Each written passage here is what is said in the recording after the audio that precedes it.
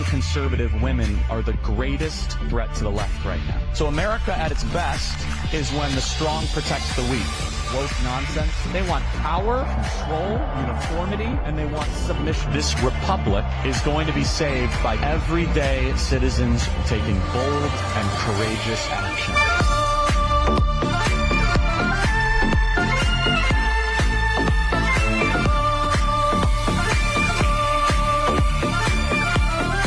Thank you, everybody. Please take a seat. Thank you. All right, we're going to get right into questions. So if you want to start lining up for that, because I didn't have time yesterday, so we'll get into that. But I want to announce the winners of our roundtable that we are going to do. Check your email. By the way, we have spot for one more, so if you want to submit, I'll tell you the instructions. Erica Rodriguez, Sunny Yang, Gigi Wilcox, Becca Jackson, Sierra Bailey, Emma Wilshire, and Kenzie Holm. Hope I said that all right. You should get an email from freedom@charliekirk.com. We have room. So if you could submit by subscribing and emailing us, freedom@charliekirk.com. Let's waste no time, and let's get to as many questions as we can. Hi, Charlie. I'm Sophia. I come from parents who immigrated to the U.S., and after 20 years and over $40,000, they came here legally, and I was born here in the greatest country in the world. So I owe everything to this amazing country. So what would you say to legal immigrants, such as my parents, who have spent thousands of dollars and waited years, even many decades, to enter to the U.S. legally, now seeing border jumpers who are crossing this border and taking advantage of our government and the government supporting them rather than legal immigrants? Yeah, that's a great point. So I have very little patience and tolerance for the trespassing border jumping that's happening on our southern border. It's not immigration, it's an invasion into our country, and it's happening every single day. The governor of Texas should be a lot firmer on this. He's been okay, but not great, honestly. We should have a zero-tolerance policy. The entire military should be mobilized, and we should say our country will not be invaded. I don't know about you, but I care much more about our own country being invaded than what's happening in Ukraine, and I wish our leaders cared about what's happening on our southern border a lot more about than whichever, what thug is going to control eastern Ukraine. That's not interesting to me. What's interesting is when you're invaded with 10,000 people a day. And yes, it is insulting, but this is a pattern. This is a theme. The law-abiding citizen in America is routinely put down while the criminal, the trespasser, gets elevated. We are seeing a set of customs where heroin addicts, vagrants, arsonists, and violent criminals get away with whatever they want to do, people trespassing into the nation, and law-abiding citizens have to then pay the price. So what advice do I have? We need more people that came here the right way to say, you're not welcome here if you break into my country, period. And some people say, well, Charlie, that's not very Christian of you. No, actually, borders are biblical. They come straight from the Bible. In fact, if you say that anybody, anytime is welcome into your home or to your nation, that is saying that I don't want to protect my nation from something that might threaten it.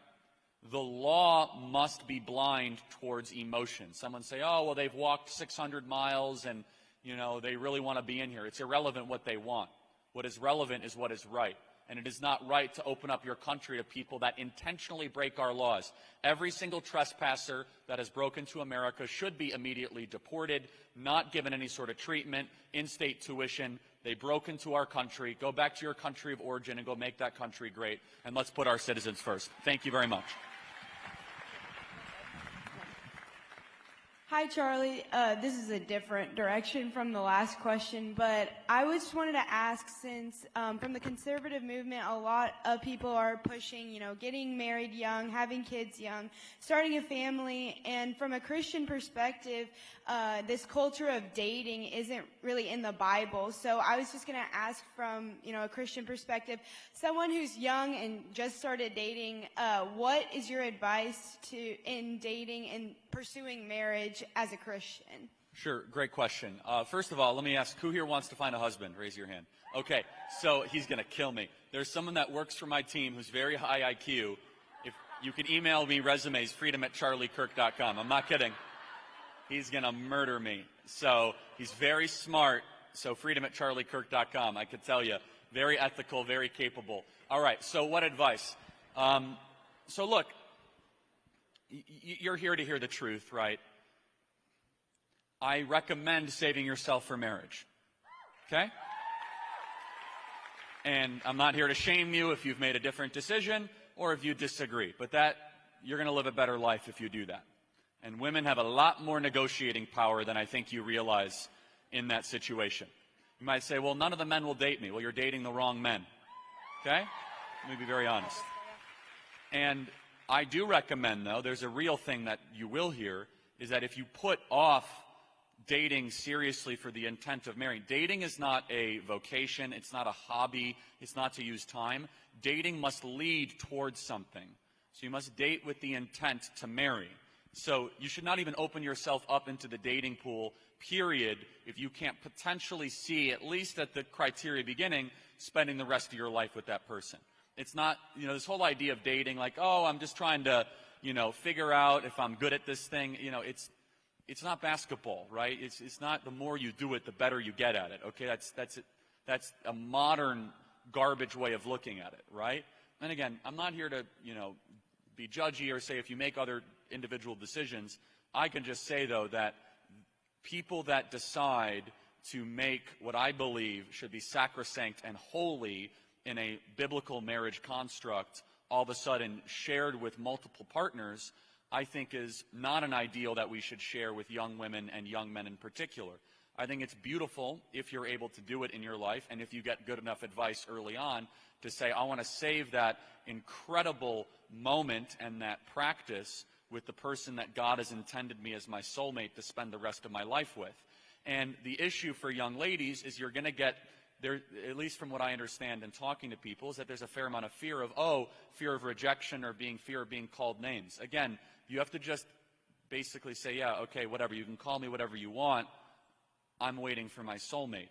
And if you disagree with that, or if you've already made a different decision, then tell me how that works out for you. That's fine. But this is something that's proven, and I think is an ideal that needs to be repeated because it's so rare in our secular postmodern world.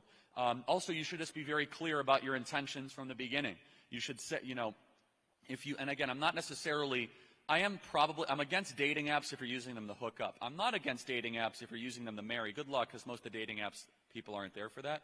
But if you're in your late 20s, you should use everything at your possible disposal to try to find a partner. I don't think they're just a tool, but most of the apps are not a tool for good things. But you should be very clear about your intent, which is, I am here to find a life partner. And if that scares the man off, good.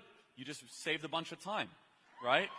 And so we have a men's summit too at Turning Point USA, and we're trying to instill with them, virtue and also understanding the differences between men and women, because men, their nature given by God, they want variety more, but that's not an excuse to watch pornography or be promiscuous. And so men have to fix a lot of things. How many of you are displeased with the quality of American men when you go to date? Yeah, almost every, and there's applause, yeah. And that's a big problem, right? And so, but do not lower your standards because men have become feminized versions of metrosexual culture, right? Instead, in my personal opinion, you should enter the serious dating pool earlier than not, right? I'm talking 22, 23, 24. This whole idea of putting your career first, I think is a very, very dangerous proposition. It could work out for you, but I hear stories every day. Charlie, I decided to go become a partner at a law firm, and now I'm 32 years old, and I can't find anyone because all the good ones are gone. There is some truth to, quote-unquote, the good ones being gone. The window does narrow, and so I think you should prioritize, what do I want most in my life? And if that thing is the best thing that I think a human being can do, which is to get married and have kids, then you should do that with clear intentionality. Thank you for the question. Appreciate it. Hi, Charlie. My name's Isabel, and I semi-recently found out about Turning Point USA and have quickly become passionate about it. So, being semi-new to all of this, do you have any advice for those like myself who are still learning and maybe aren't the best on the spot, debating against the very aggressive leftists? Well, First of all, welcome. I'm so glad that you want to be part of our movement, so thank you. Yeah, look, I try to make a habit of always telling the truth. You're going to be called a lot of names, and you're going to probably lose friends. Raise your hands if you lost friends because of politics. Every single hand goes up. And how many of you wish you probably could still be friends with those people? Raise your hands. Yeah, so, and half and half. Good. So it's too bad. Friendships get severed over this stuff, so you have to be ready for that. Smeared, slandered, doxxed, your grades will be lowered. You're like, wow, that sounds terrible. Yeah, but it's worth it to fight for things that are eternally true. It's worth it to fight for things that are transcendent.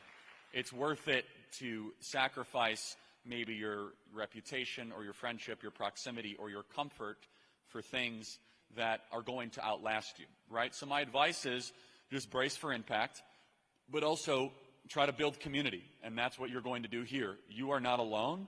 You're not the only one that is going to be in the trenches of fighting for a better America and fighting for the things that we care about.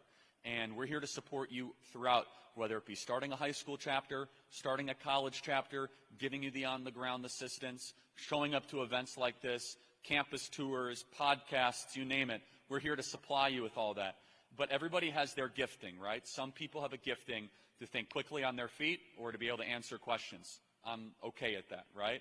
Some people have a gifting of organizing and community building. Find your gifting. You don't have to be a master class debater to be involved at Turning Point USA. And in fact, if a super aggressive leftist comes up to you, it's a perfectly acceptable way to say is like, I'm not here to debate. I'm not interested in talking right now. If you're not comfortable, you don't have to talk to these lunatics, okay? I have deeply held beliefs. I don't want to deal with you right now is perfectly fine, okay? And in fact, they're not here to actually try to debate. They're here to try to humiliate you, most of them, okay? Now, if you feel equipped to do that, I'm highly encouraged to do it if you feel that's your calling or you feel comfortable doing it. Welcome aboard. Can't wait to have you part of Turning Point USA. Thank you so much.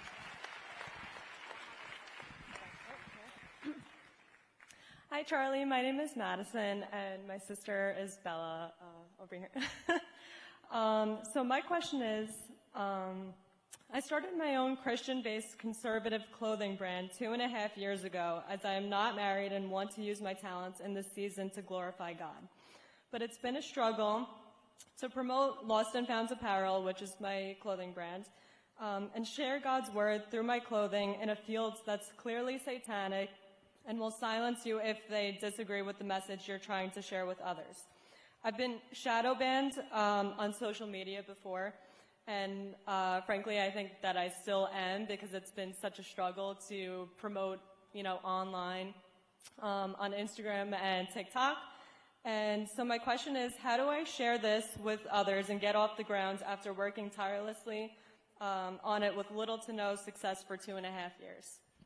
Yes, it all depends on how you define success, right? So there's a great book, The Gap and the Gain. It will take you like 2 hours to read, which is you can either define where you're at as a gain in your life or something that is a big gap. So you could define it as a success, or you could define it as a blessing that you went through 2.5 years. And did you get tougher? Did you understand more about the world? Did you learn more about yourself? Did you learn more about the parasitic left? You're nodding your head, right? All of a sudden, maybe that is a success, right? So the point, I think you should reframe what you think is success. Yeah, I mean, you're not Balenciaga, praise God, right? Or any of that crap that's being peddled on TV. But when you are fighting towards something good and you do so in a disciplined fashion, failure is largely just how you categorize it or define it. You might fall short of a standard of material success, but I wouldn't call that as a lack of success. I wouldn't. Because it's always in my opinion, a worthwhile journey to go on to fight for something that is bigger than yourself and something that is transcendent. So, but to the more immediate question is, well, if you want to achieve that kind of material success and sell that clothing, then success leaves clues. Find other people that are doing something really well and do what they're doing or do it better. And, I mean, the great innovators of our time are relentless. I could tell you Turning Point USA, after 2.5 years, it didn't look like there was much success. And then 11 years later, we're the largest movement of its kind on high school and college campuses and in churches. I mean, so there's a ramp-up period, but it depends on what you what you define as that success, you should also look at, has it developed my character? Has it deepened my understanding of things I care about? If yes, that's a big gain in your life and a significant blessing. But as far as trying to turn fashion around, that's not my thing. You should go to Erica and ask that, because she's far more literate in that than I am. Thank you so much.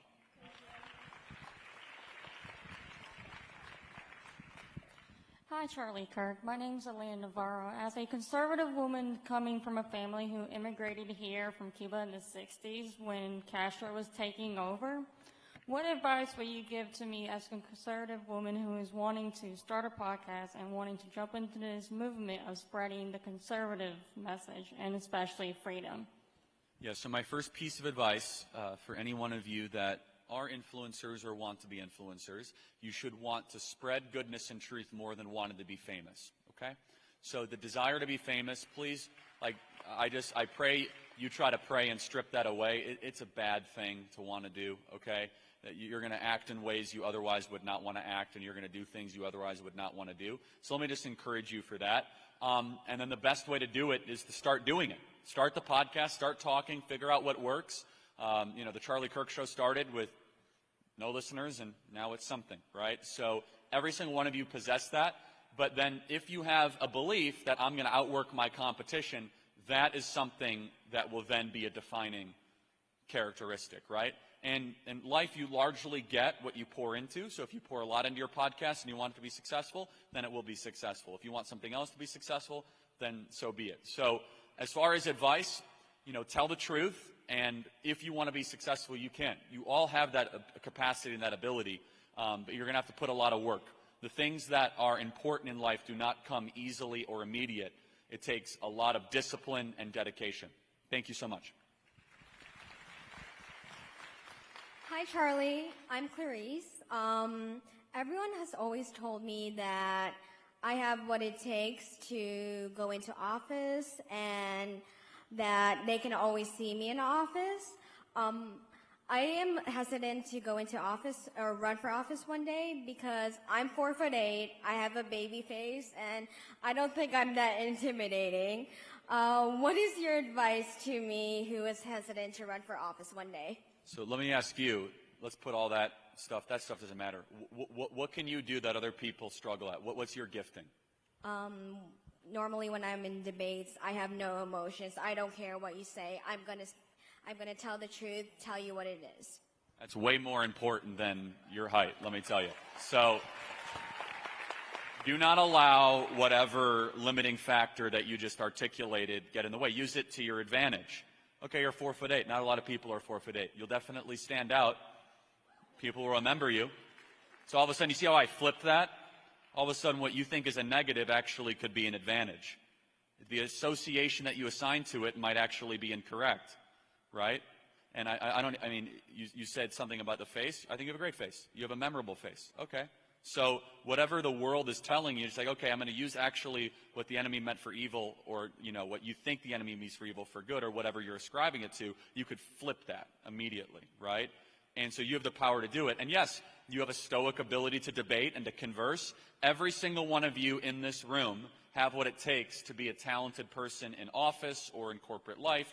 Most importantly, please become a wife and start a family. That is the most important thing. If you so feel called and want to be happy, I really encourage you to do that. But that shouldn't be the only thing you do. If you so choose, you have the agency to do that. But you could run for office. And by the way, you said the most important thing. Other people already see it in you. So if other people already see that you could run for office, then you need to just agree with other people and go do it. God bless you. Thank you so much. Hi, Charlie. So my name is Megan Ramon, and I'm a 21-year-old Cuban American studying at the University of Florida. And I wanted to say that I've been following you and your story for a really long time. You inspired me to speak out and stop staying silent. You helped me realize that because I am not allowed to live in this great country, I have just as much a right to speak on my beliefs as a liberal does. And for that, I want to thank you.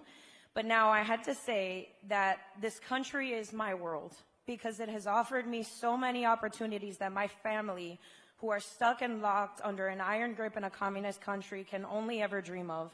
I struggle now with watching that blessed flag change into this dull and sad version of what it once stood for, and it hurts me so badly. So how do you believe I can best work to maintain my faith in this beautiful country and its future and our future as conservatives in a literal bowl of rabid piranhas? I love that. First of all, you being here is a big deal, and we're going to be talking about the action items, right? You first and foremost have to get your own house in order, right? Being the best citizen you personally can be.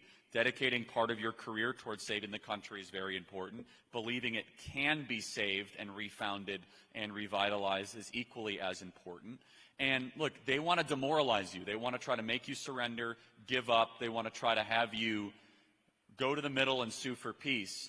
What they are afraid of is that there is this young movement that is growing in intensity and in numbers that are going to take leadership positions, people like Anna Paulina Luna, people that are doing such a great job, and they're very, very afraid of that. And look, you said it best. You have family connections to people that lived under totalitarianism.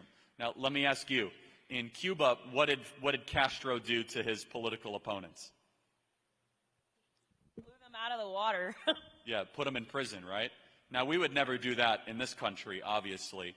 We would never, we would never indict our political opponents because we're afraid they might beat us in an election. We don't do that, right?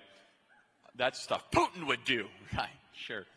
Maybe we should bring some of the ideas here that we're so afraid of sending over there. Anyway, we would never do such a thing. What you can do, I mean, look, it's going to be a thing I just keep repeating, is you have to be intentional in an attitude of citizenship, of dedication to your community, to your loved ones and the people around you. And then you have to fight. And if you so feel called, every time somebody around you tries to tell you to use a pronoun that you don't want to use, or a piece of, you have to fight the micro-tyranny, right? So if someone says, yeah, call me by a pronoun and I'm a boy, even though you can see they're a man, like, I'm not going to do that. Like, it's an insult to my intelligence. You can't tell me what to say or do. Sorry, can't do that. Not by force. Not going to do it. And so, remember, the T in LGBT stands for totalitarianism and tyranny. It doesn't stand for transgenderism. It's I'm going to force you to believe my creepy, weird gender ideology. Thank you so much. I appreciate it. Hi, Charlie. My name's Toby. First of all, I just want to say thank you for all the work that you do and for inspiring us all to fight for truth and freedom. My question is, how did you start and form Turning Point USA, and what advice would you give to many of us who are confused on what to do, other than starting a chapter? Are you in high school or college? College. Okay. Do you think college is worth it? Somewhat. Okay, there you go. Good. So what actually steps to do? Yeah. Yes. So very similar to the other. So you got to take time every single day to learn and to study and to dive deep into ideas that really matter.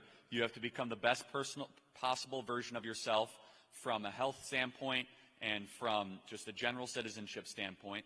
And then you have to ask the Lord for opportunities to fight and save the country every single day. It's not going to come easy. It's not going to come lightly. And then you have to say, okay, I'm going to be in this fight for the rest of my life. For the rest of my life, I'm going to be in this struggle for faith, for freedom, and for America. And the most immediate way to do that is to get involved with Turning Point USA and get your friends to do the same. Thank you. Appreciate it. Okay, so lately I've seen a lot of posts or jokes about, like, we should secede and we should separate. And I never felt that way, but whenever I saw Title 42 come down and Texas just left to, like, defend itself with little to no assistance, the thought or the feeling that came inside of me is like we're being treated like a colony. What are your thoughts on, like, those jokes? And, like, do you think that the federal government cares about us anymore? Well, the federal government's at war with all of us right now. That is a fact. We have a government that hates every single one of us. That's what that indictment means, is that if you believe in a certain worldview, we're going to put you on a show trial and humiliate you and try to destroy your life. No, I don't support the secession stuff. We are probably headed towards a national divorce, and that makes me very sad. I don't celebrate that. I want to do everything we possibly can to keep the union together. But let's be very clear. The radical left does not want to live in the country with us. They don't. They're the ones that passed sanctuary city laws where they defied federal government immigration law, where they said illegals are welcome. They're the ones that routinely talk about how they don't want to live in a country with us. What do I have in common with somebody in downtown San Francisco? They salute the gay flag. I salute the American flag. Literally, if you saw a video yesterday, the police department is saluting the gay flag go up, not a parody, in the sheriff's department of San Francisco. I salute the American flag. I believe in the Constitution. They do not. I believe skin color doesn't matter. They believe skin color does matter. What really unifies us anymore? Very little. So unless something dramatically changes in the next 10 or 15 years, we are going to probably see a national divorce, and that really makes me sad. Unless a leader can come in and heal this country and absolutely put the radical Marxists in their place and put this country back to actually the place it should be, which is a center-right country, then we're probably going to be in a really, really difficult spot. I don't celebrate that. I don't want that, but that's what we're looming towards. Because you can't, it's unsustainable to have South Dakota, North Dakota, Kansas, Nebraska, Missouri, Kentucky, Arkansas, Alabama, Mississippi completely just waged war upon by Washington, D.C. and the rest of the country. Thank you so much.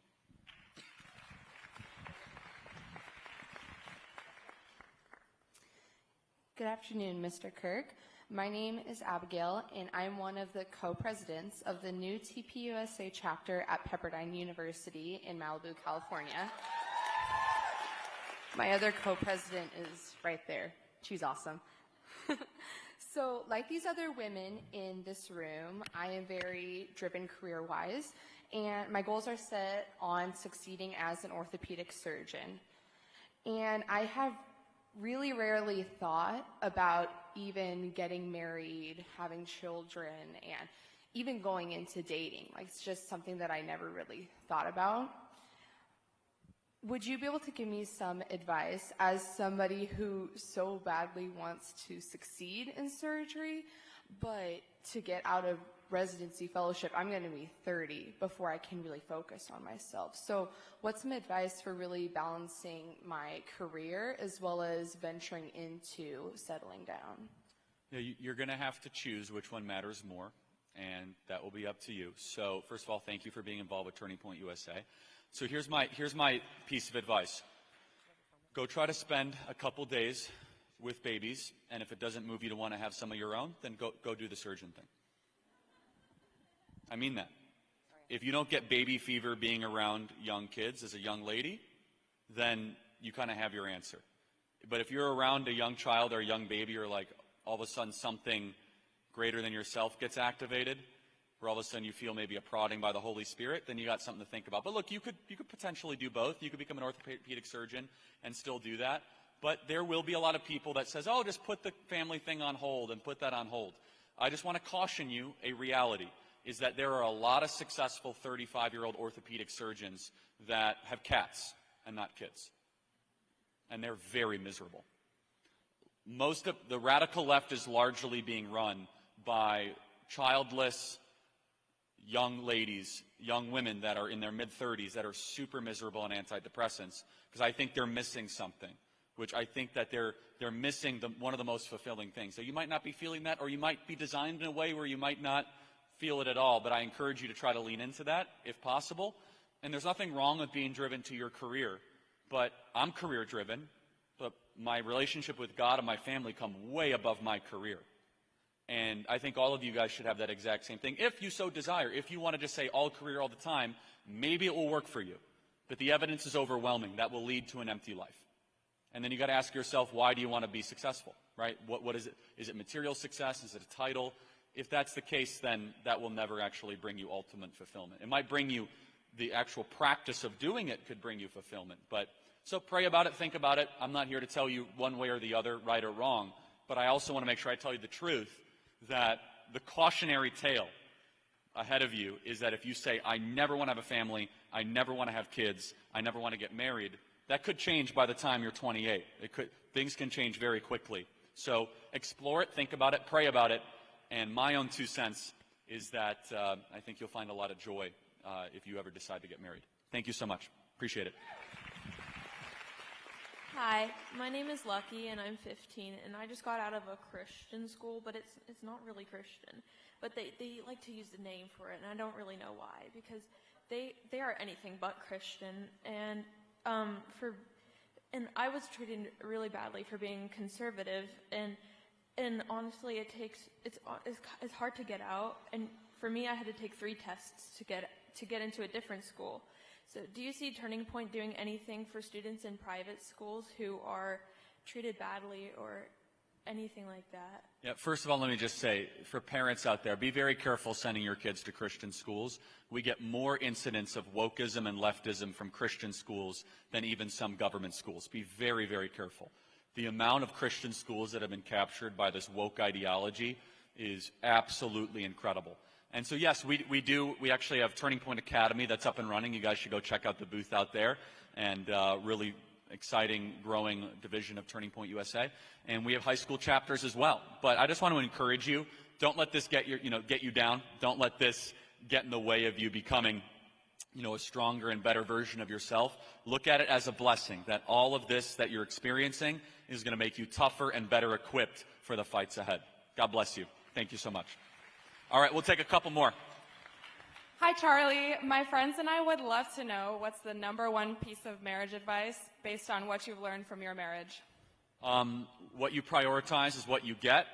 God needs to be the head of your marriage always, and you have to make sure you are using the spiritual disciplines. If I had to give some candid, honest feedback to Christianity, the fact that we no longer honor the Sabbath, I think, is why our divorce rate is 50%. One of the main reasons. The Sabbath is a gift given to us by the Lord that 90% of Christians do not observe, period. And the Sabbath really means Shabbat, which means to stop. And when you have no phones, no shopping, no cars, and you have nothing but to focus on your family for a 24-hour period, yeah, that makes your marriage a lot better. But all of a sudden, if you have all these external distractions, I think you're going to be in a tough spot. But also, as far as, marriage advice, obviously I'm still learning. We're 2 years into this, praise God. But, you have to understand the differences between men and women. And also, if I were to say another thing, it's you have to make sure there's a spiritual component to your relationship, or else you're going to be in a lot of trouble. Thank you so much. Appreciate it.